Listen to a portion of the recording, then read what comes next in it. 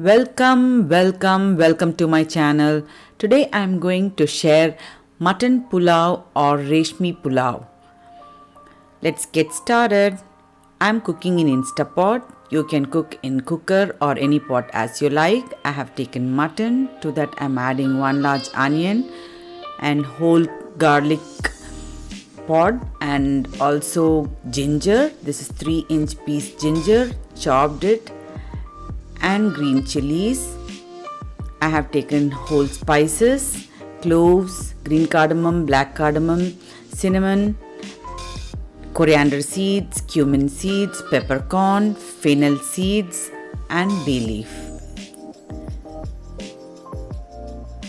To handle easier and keep it less messy, I am going to tie it in a muslin cloth, or you can use even a cheesecloth.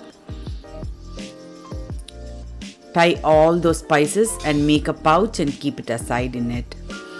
To that I have added salt, and this is 4 glasses of water according to the rice I have taken. I have measured 4 glasses. You can adjust according to your requirement. Now I will be just closing it and cook for 15 minutes.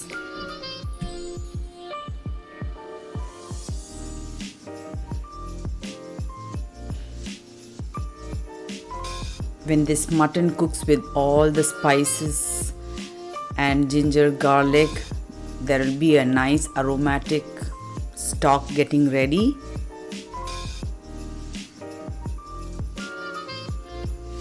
Here is our stock, the aromatic stock and the juicy mutton is ready. I will remove these onions, garlic, those spices, squeeze those spices and keep it aside. You can discard it.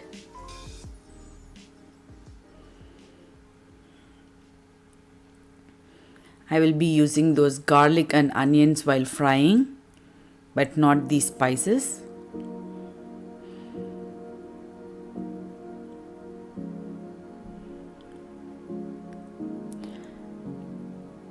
Now let's start working on the rice.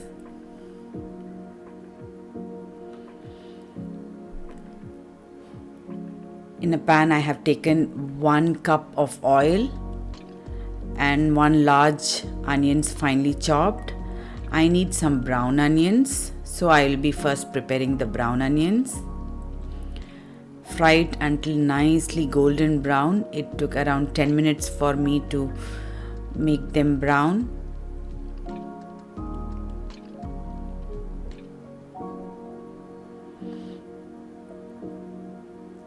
At this point I will keep it aside. I'll take all the brown onions and keep it aside. In the same pot I'll continue cooking. I'm adding ghee, extra ghee to the same oil. I'm adding some more spices, little bit more of same bay leaf, green and black cardamom, cloves, cinnamon, and little bit of onions. Nicely fry them well. To that I will be adding 1 teaspoon of ginger garlic paste. Very little, not much, just to give the flavor. Do not burn any of these so that it will turn the color of the fries. We'll keep it all light in color. I have taken the mutton from the stock. I'm squeezing those garlic. It's a very flavorful garlic, so I don't want to miss them. I also mashed that onion and mixed it in it. Give it a good mix. Fry them together.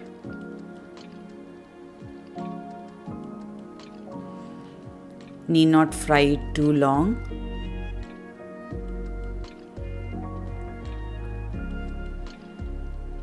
To that I am adding 1 cup of curd. Beat the curd nicely and mix it. Do not skip this curd. Curd will make the mutton nice, soft, juicier.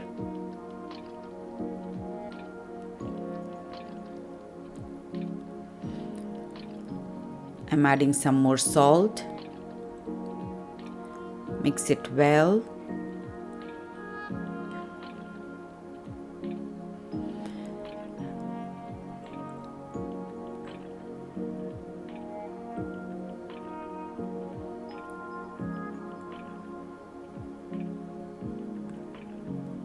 At this point, I will be adding some green chilies.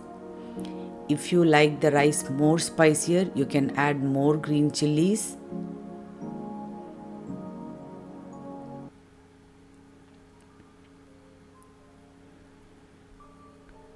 Now I'm straining the stock in the pot.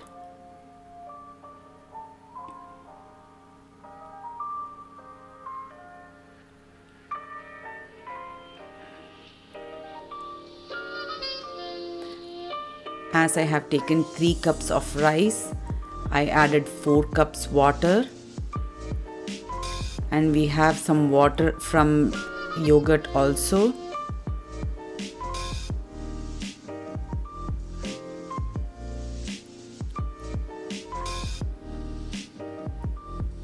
Now the stock is boiling. At this point we will add the rice.